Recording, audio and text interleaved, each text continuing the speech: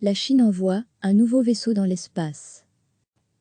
C'est une étape cruciale vers une prochaine grande station spatiale chinoise sur le modèle de l'IS et un passeport pour des vols habités vers la Lune. La Chine a lancé mardi un nouveau vaisseau spatial. L'engin a été propulsé depuis la base de Huangshan, sur l'île de Henan, Sud, à l'aide d'une fusée Longue Marche 5B, la plus puissante du pays, et dont c'était aussi le vol inaugural, a annoncé l'agence de presse Chine Nouvelle. Par sécurité, personne n'avait pris place à bord du vaisseau en raison de son caractère expérimental. Sa principale utilité, acheminer des astronautes vers la future station spatiale et réaliser des vols habités vers la Lune. Le vaisseau s'est placé sur l'orbite voulue après 8 minutes de vol, selon Chine Nouvelle. Son retour sur Terre est prévu vendredi après une série de tests, a indiqué lors d'une conférence de presse Ji Qiming, de l'agence spatiale chinoise. Le chef du centre de contrôle de la mission, Zhang Xueyu, a assuré que le lancement avait renforcé la confiance et la détermination pour les prochaines étapes du programme spatial chinois. Ce vol est une étape importante, souligne Shanlan, analyste indépendant pour le site internet gotecono.com, spécialisé dans le programme spatial chinois. Ce nouveau vaisseau va donner un avantage à la Chine sur le Japon et l'Europe en termes de voyages habités dans l'espace. Pékin a lancé depuis 1999 plusieurs véhicules spatiaux Shenzhou, construits sur le modèle des fameux Soyouz russes. Réputé plus sûr, le vaisseau lancé mardi est plus rapide, plus résistant à la chaleur, plus long, 8,8 mètres, et plus lourd, 21,6 tonnes. L'engin pourra également transporter davantage d'astronautes, jusqu'à 6 au lieu de 3, et devrait être partiellement réutilisable. Des caractéristiques qui ouvrent à la Chine de nouveaux horizons. Tout dépend des ambitions du programme spatial chinois, mais des missions au-delà de la Lune seront possibles, souligne Carter Palmé, spécialiste des questions spatiales au cabinet américain Forecast International. Aller loin dans l'espace nécessite deux choses principales, une vitesse très rapide pour s'arracher aux forces de gravitation et une meilleure protection face aux températures extrêmes, des caractéristiques dont bénéficie a priori ce nouveau vaisseau chinois. L'actuelle mission d'essai testera notamment son bouclier thermique et sa capacité à rentrer dans l'atmosphère. La future station spatiale chinoise, CSS, appelée en mandarin Tiangong, Palais Céleste, comprendra 3 parties, un module principal long de près de 17 mètres, lieu de vie et de travail, et 2 modules annexes, pour les expériences scientifiques.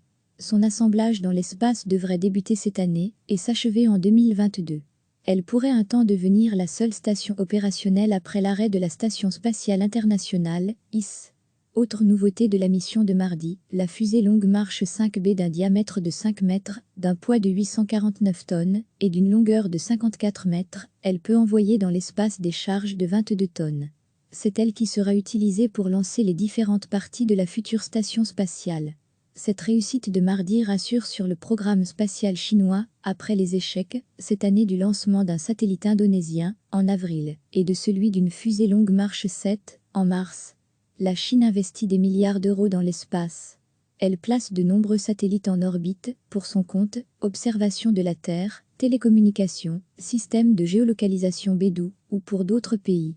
Début 2019, elle est devenue la première nation au monde à faire atterrir une sonde sur la face cachée de la Lune. Elle espère envoyer un homme sur l'astre lunaire dans une dizaine d'années et y avoir une base. La Chine prévoit également de lancer une sonde vers Mars courant 2020.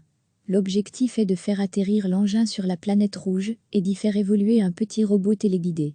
Pour autant, est-elle au niveau des Américains ? La Chine a rattrapé les États-Unis dans certains domaines spatiaux, comme l'observation de la Terre et la navigation, note Shanlan. Mais il y a toujours de grands écarts en matière d'exploration de l'espace lointain et des vols habités, souligne l'analyste, pour qui l'Amérique reste la principale puissance spatiale.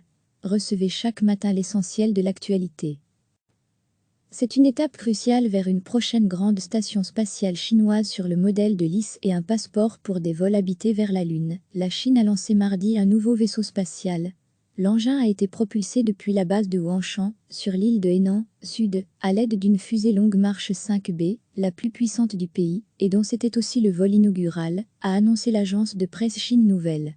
Par sécurité, personne n'avait pris place à bord du vaisseau en raison de son caractère expérimental. Sa principale utilité, acheminer des astronautes vers la future station spatiale et réaliser des vols habités vers la Lune. Le vaisseau s'est placé sur l'orbite voulue après 8 minutes de vol, selon Chine Nouvelle. Son retour sur Terre est prévu vendredi après une série de tests, a indiqué lors d'une conférence de presse Ji Qiming, de l'agence spatiale chinoise.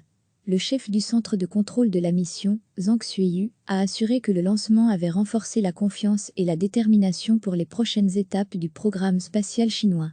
Ce vol est une étape importante, souligne Shanlan, analyste indépendant pour le site internet gotecono.com, spécialisé dans le programme spatial chinois.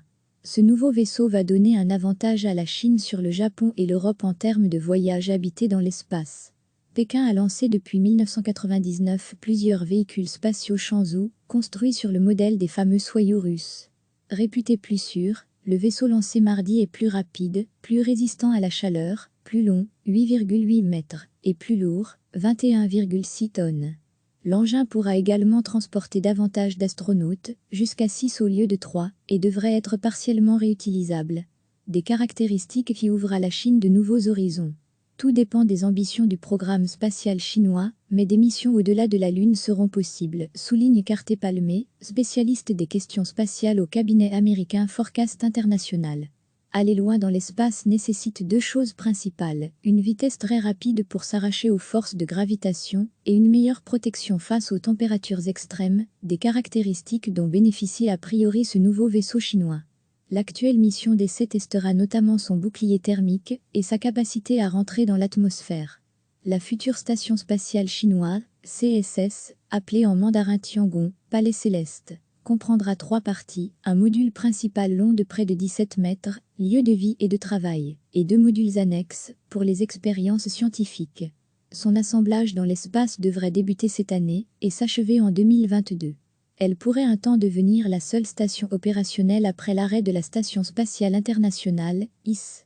Autre nouveauté de la mission de mardi, la fusée Longue Marche 5B d'un diamètre de 5 mètres, d'un poids de 849 tonnes et d'une longueur de 54 mètres, elle peut envoyer dans l'espace des charges de 22 tonnes.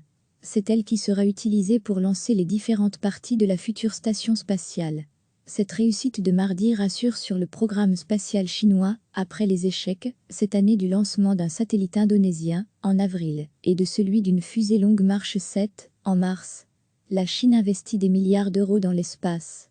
Elle place de nombreux satellites en orbite, pour son compte, observation de la Terre, télécommunications, système de géolocalisation Beidou, ou pour d'autres pays.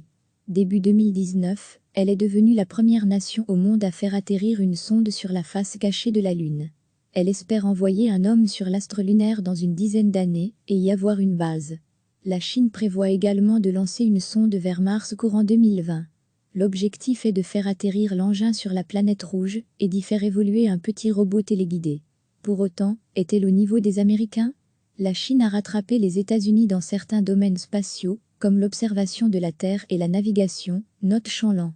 Mais il y a toujours de grands écarts en matière d'exploration de l'espace lointain et des vols habités, souligne l'analyste, pour qui l'Amérique reste la principale puissance spatiale. Cliquez sur s'abonner pour recevoir les dernières nouvelles.